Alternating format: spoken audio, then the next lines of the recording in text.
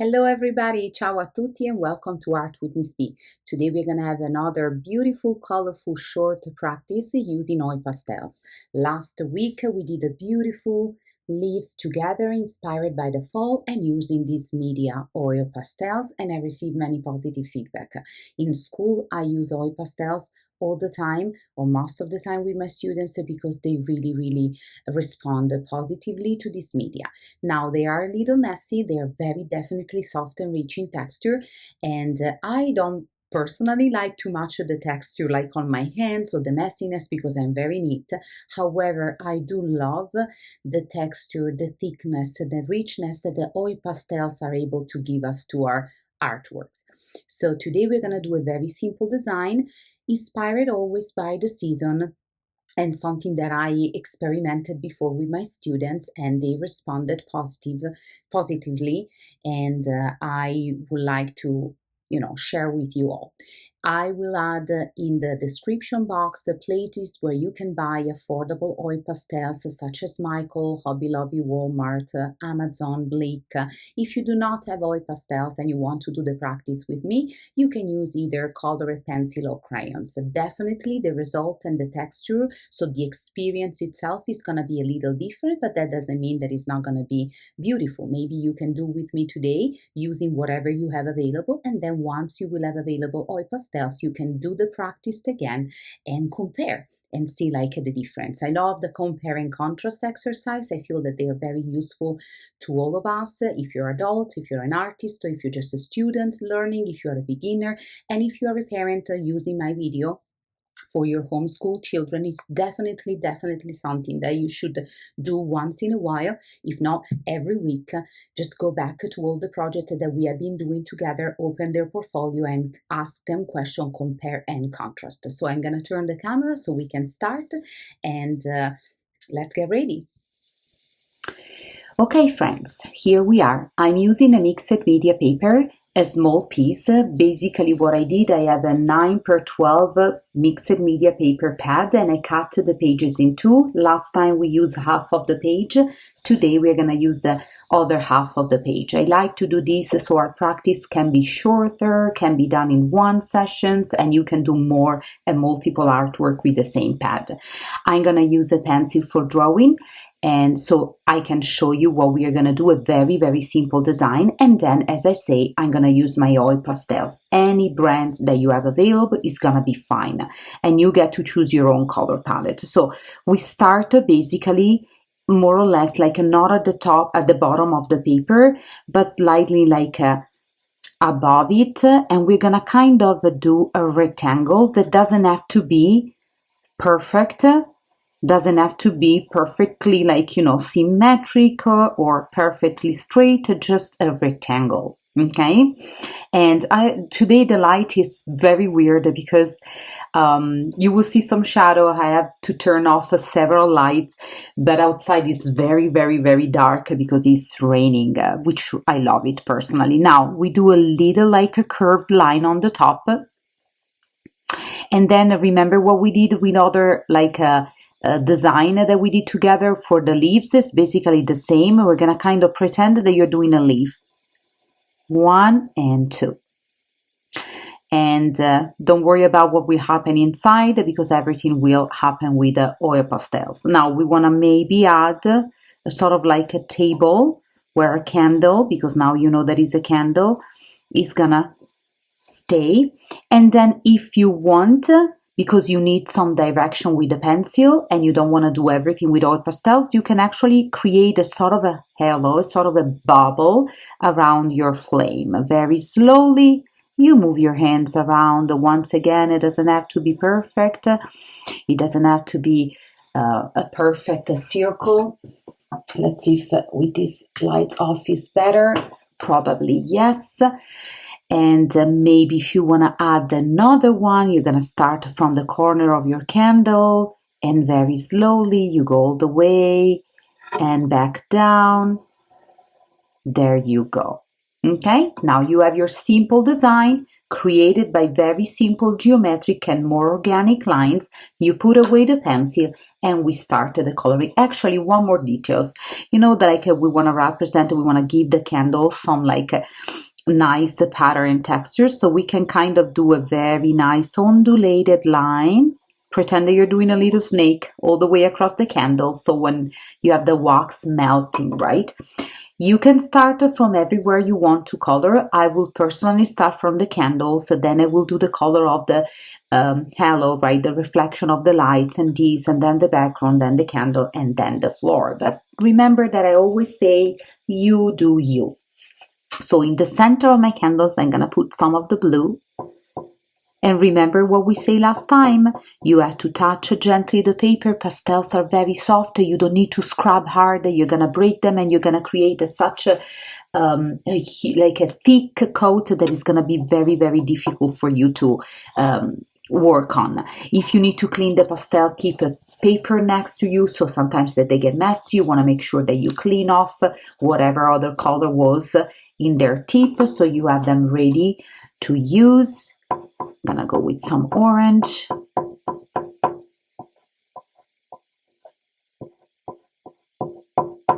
And it was still like, I love the fact that sometimes my pastels are messy because I overlap the different colors, and actually it's the thing that I love the most.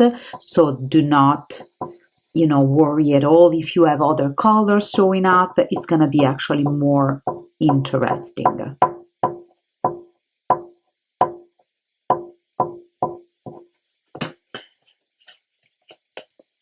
Red. And remember, this is not a realistic interpretation of a real flame, right? So it's just mostly the impression that a flame, you know, can have on us, and we want to express our own interpretation of it.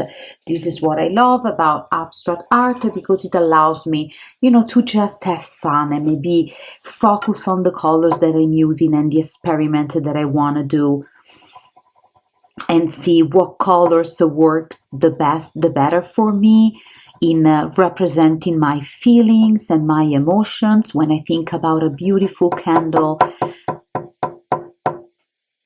Maybe, I don't know, in a nice and cozy familiar environment at home, mostly in a days like this when outside is kind of chilly and it is raining and dark. We feel very cozy inside, and definitely I was inspired by the weather because I wanted to do something opposite. I say it's outside, it feels so cold and so wet. I want something that makes me feel very warm and cozy.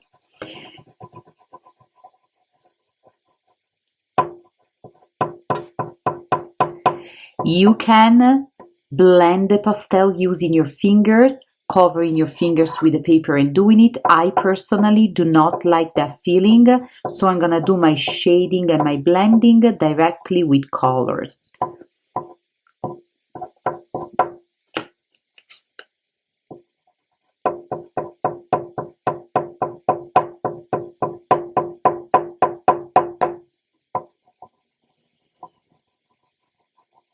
I'm doing now a lighter yellow, and as you see, since they are not perfectly new, they give me some different tones of color, but I really love it. I feel that at the end, they make my work look like more interesting. They give this idea of a texture, layers, right, that we apply on.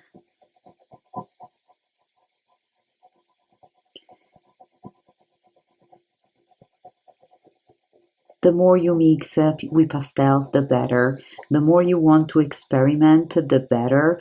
So we're gonna do some nice pattern on top at the end because I want to show you different opportunity that you have with the pastel. Now the white, and I want to clean it up a little bit because I wanted to blend it with the yellow just to turn into something like light. The white pastels, it's very, very nice, and not only makes the tones of the color, like, you know, it makes everything lighter and brighter, but also is a very nice way to blend together colors and shade them if you do not want to do the blending with the fingers, which I am not doing it.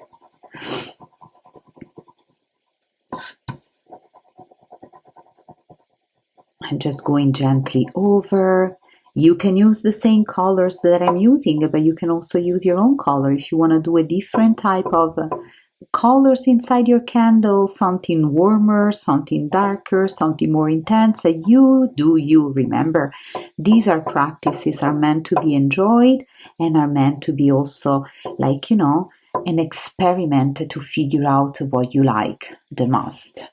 Now I'm gonna use the same spoiled white to do my wax over here. You can barely see it because it's almost white on white. However, I'm adding texture, and then I'm gonna switch it to a very pale pink, which I have to clean up a little bit, and I will go over.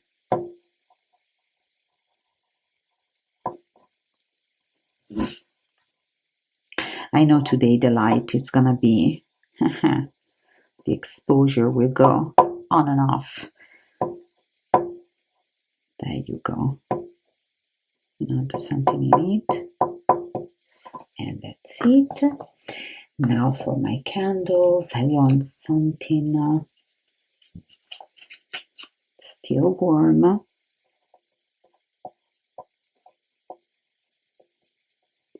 I'm gonna go around.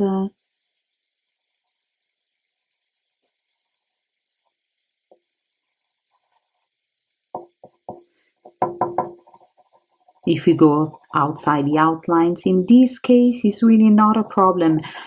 This is a very different practice from the ones that we did with colored pencil, or actually mostly with markers, outlining it when you want a very neat definition.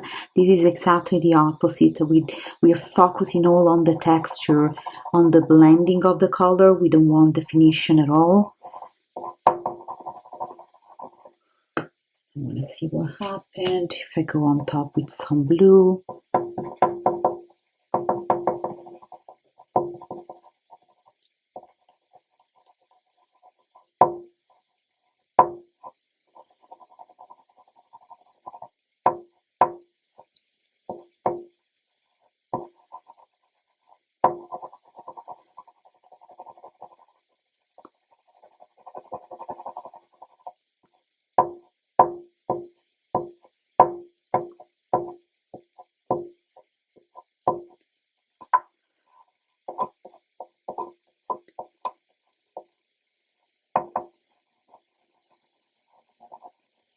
There we go.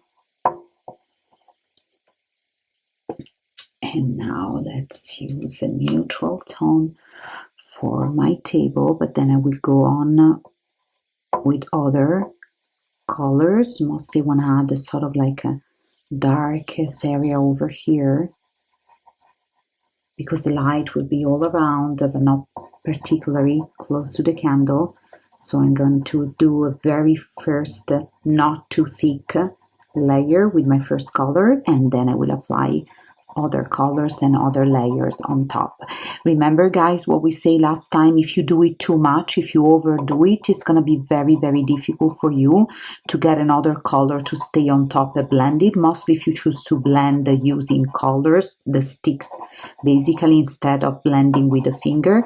So make sure that you do not overdo it. It is okay to see some gaps in the first layers, and then little by little you will fill up those gaps if you don't want them with other colors. So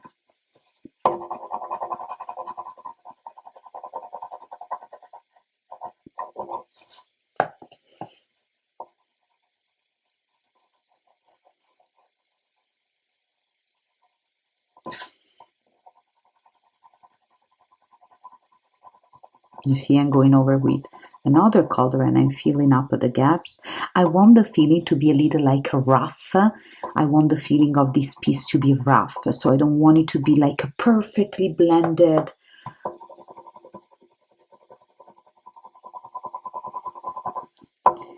I want to see the strokes, basically. I want something very, very textured.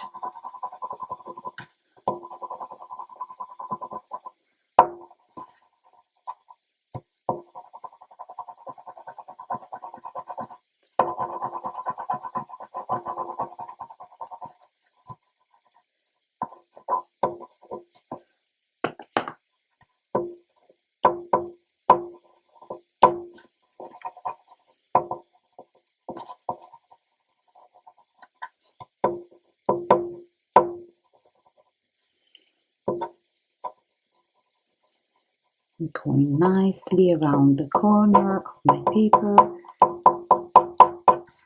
And I want to light up the bottom.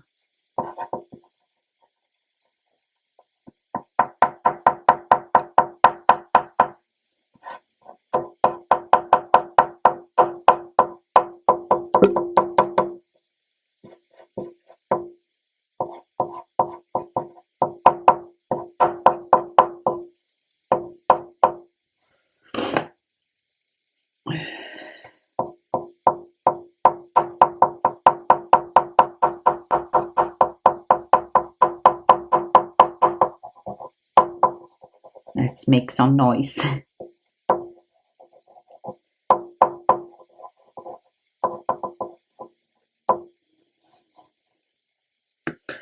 Now let's go back over here, and I think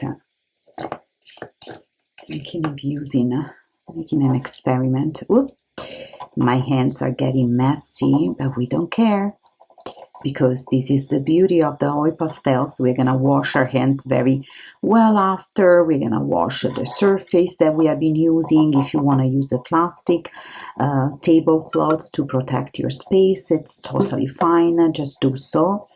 And avoid to touch your face when you work, because what happens sometimes in school, to me and also to some students, it's so funny because they have their hands very messy, right, and colored with oil pastels, and then they would touch their face because they need to scratch or something, and then they will have all these, colors on their face. It's very, very fun. If the paper fell, you see, you keep going, or you can keep it, around the color if that texture of the color bothers you. I'm really experimenting with this acid green, lime green, or yellow green. And I will definitely overlap with some colors and see what happens.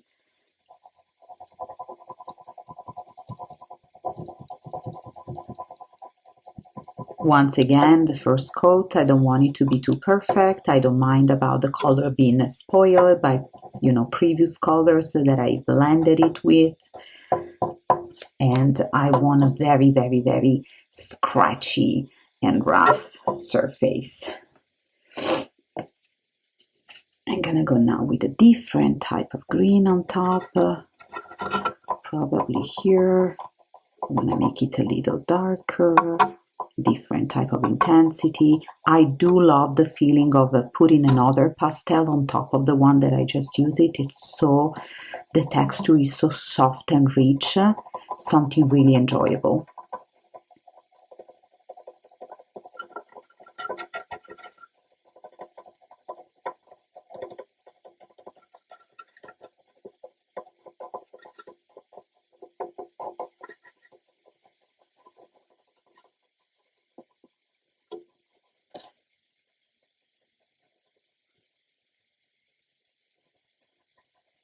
Even with the second coat, you don't have to picky and cover all the gaps, because when you leave the gaps, you will be able to see the first color underneath.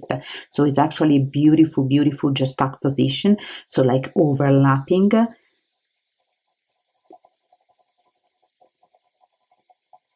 You can use the colors from the same family, like for example, green, in the case of what I'm doing, but you can also use two very different colors from two completely different family. You can use complementary color, opposite on the color wheel, and etc.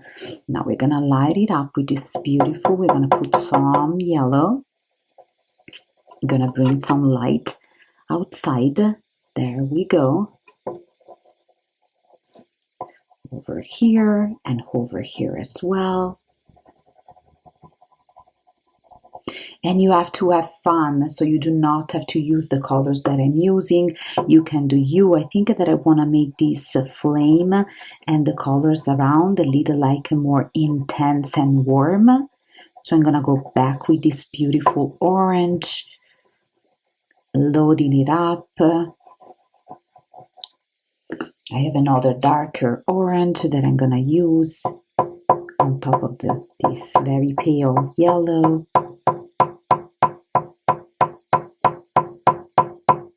In this case, you can use this technique of strokes, right?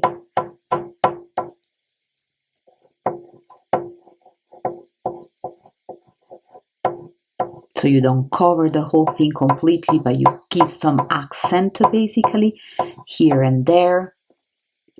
I'm gonna have some reflection over here, probably with this orange. I want to spoil the candle a little more